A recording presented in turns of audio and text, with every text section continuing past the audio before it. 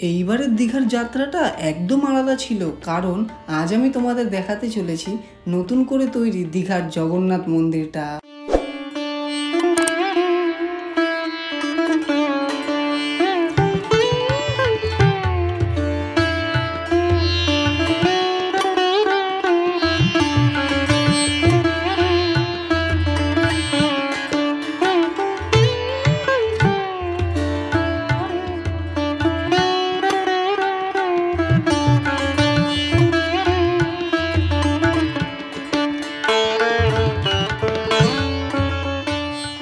মন্দিরের main gate এখন দীঘার একটা বড় অ্যাট্রাকশন। দীঘার এই নতুন জগন্নাথ মন্দির তৈরি হয়েছে পুরীর ফেমাস জগন্নাথ ধামের মতো করে। মন্দিরটা কলিঙ্গ স্টাইলে তৈরি, মানে উড়িষ্যার পুরনো মন্দিরগুলোর মতো। আর মন্দিরটা 75 মিটার উঁচু, মানে 213 ফিট।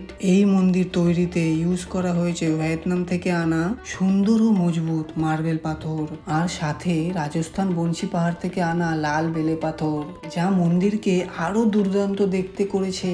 দেশের অনেক জায়গার শিল্পী মিলে এই মন্দিরের ডিজাইন তৈরি করেছে, যা দেখে বোঝা যায় এই মন্দির পূর্ব ভারতের ধার্মিক ও গড়ার স্টাইলকে ভালোভাবে মনে করে বানানো হয়েছে। এই মন্দিরের কাজ শুরু হয়েছিল 2018 সালে, যখন সরকার অ্যানাউন্স করে দীঘা রেলওয়ে স্টেশনের পাশে 24 একর জমির ওপর তৈরি হয়েছে এই নতুন মন্দির। 2025-এ অক্ষয় তৃতীয়ার দিন এই মন্দিরটি উদ্ঘাটন হয়। মন্দিরে ঢোকার টোটাল 2টো গেট আছে।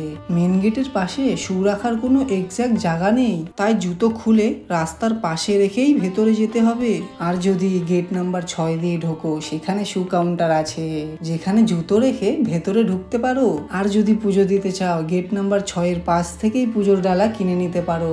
মন্দির খোলা থাকে প্রতিদিন সকাল 6টা থেকে দুপুর 1টা পর্যন্ত। তারপর আবার বিকেল 4টে থেকে রাত 9টা পর্যন্ত খোলা থাকে। মন্দিরে ঢোকার পর প্রথমেই দেখতে পাবে 6টা বড় দীপস্তম্ভ, তারপর চোখে পড়বে অরুণা স্তম্ভ, যা মেন মন্দিরের সামনে আছে। একে সান পিলার বলা হয় জগন্নাথ মন্দিরের। এই মন্দিরের ক্যাম্পাসের ভেতরে 3টে বড় রথ তৈরি হয়ে গেছে।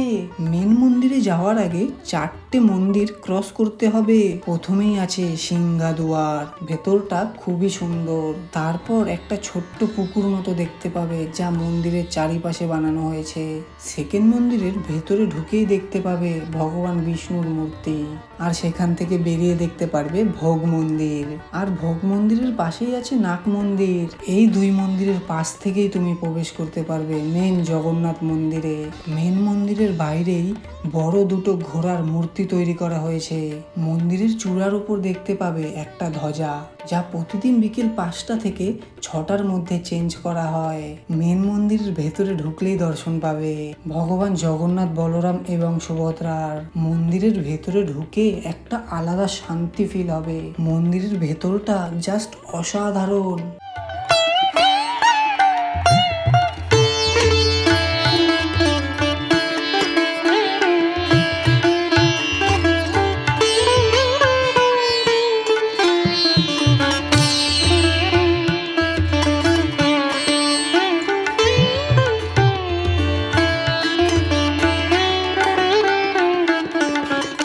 মন্দিরের ভিতরে এই মুহূর্তে ফোন অ্যালাউ করা হচ্ছে এবং ফটো ভিডিও তোলা যাচ্ছে।